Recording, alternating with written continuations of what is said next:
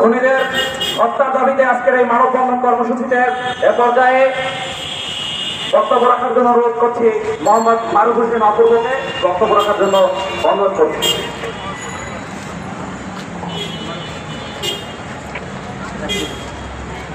বিসমিল্লাহির রহমানির রহিম।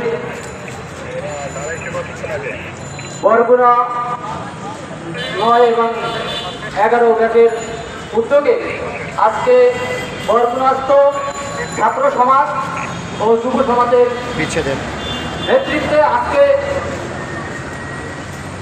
যে বরগুনার সুভাষদেরকে হত্যা করা হয়েছে ঢাকা বিশ্ববিদ্যালয়ে আমরা দেখেছি,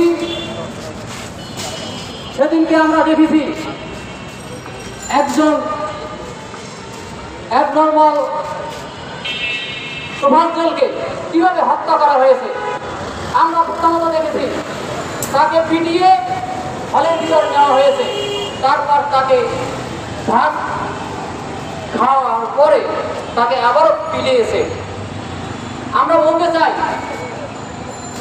আমরা যে 5 তারিখে যে স্বাধীনতা পেয়েছি, এখানে বৈষম্যের কোনো জায়গা নেই।